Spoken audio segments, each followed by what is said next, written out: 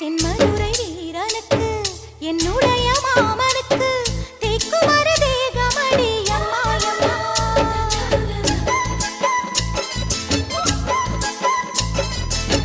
மாமன் பெற்ற பெண்ணுனக்கு மையெழுதும் கண் எதுக்கு என்னை வந்து கொல்லுதடி அம்மா அம்மா.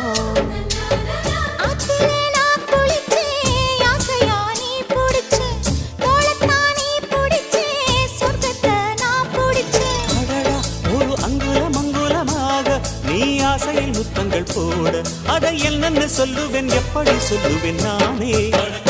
சந்தனமே குங்குமமே நில்லடியோ இனிக்கும் செந்தமிழில்